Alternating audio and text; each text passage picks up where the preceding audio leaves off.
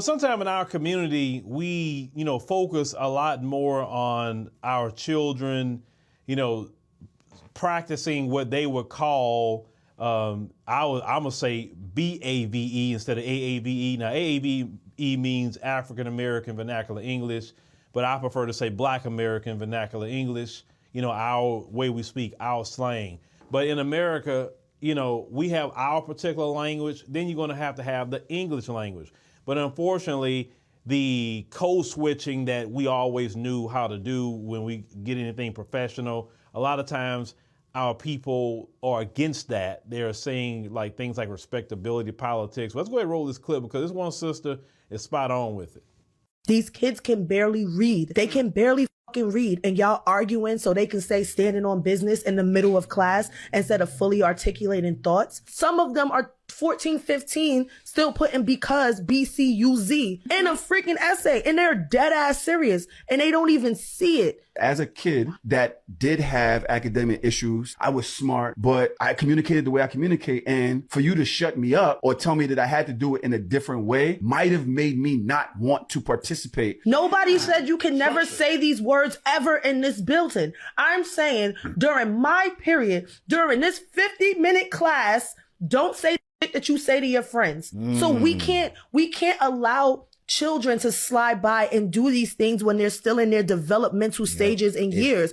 You should be able to adhere to these rules for 50, 70 minutes a day sometimes. That's it. Every time I hear the term respectability politics, I always look at the person and the people who's saying it at the time. And I notice that those people who were saying that, they seem like people that aren't in any kind of professional arena or anything like that. Because it don't matter what business you're involved with, everyone can understand you.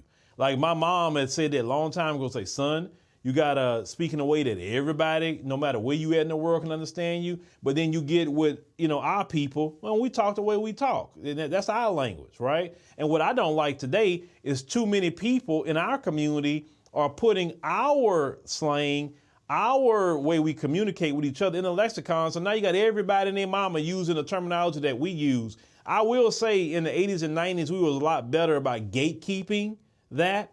But today, y'all don't gatekeep hard enough. And now we're kind of introducing the gatekeeping. We need to get really strict on gatekeeping. We gatekeep words. We gatekeep certain styles. We wouldn't even pay attention to you if you try to even come into our situation like that, because this was our culture. This is what we do. But our children should know how to communicate. Like I'm gonna use myself, for instance. In business, I have to deal with all kind of people.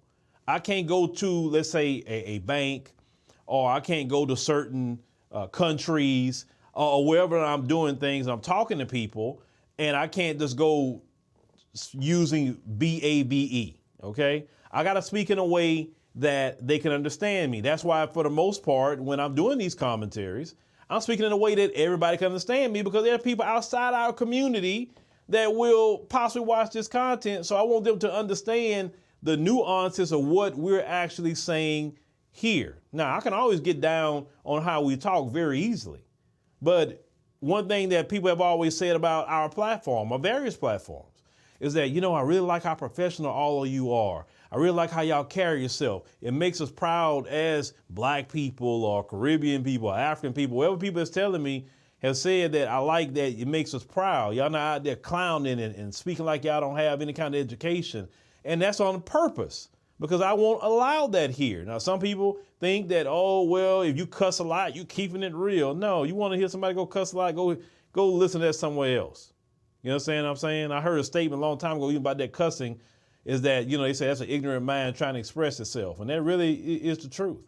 Our children should know how to express themselves in any situation. And if you're against our children expressing themselves and speaking in a way that everybody can understand them, then you're sabotaging that child. And I'm not going to sabotage no child that's underneath me like my children. I won't even advocate for your children to be sabotaged. So we got to prepare our children for the world they're going to be living in. And they are, and especially if you stay in this land, then as of right now, our children already got a strike against them because of the color of our skin.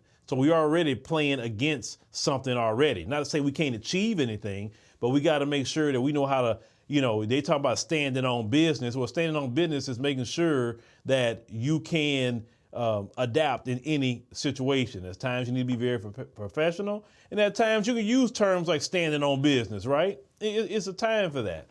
But don't teach our children that it's wrong or respectability politics to express themselves in a way that everybody can understand them, because when a lot of us not even around them no more, or even if we are around, but they live in their own life, we can't be there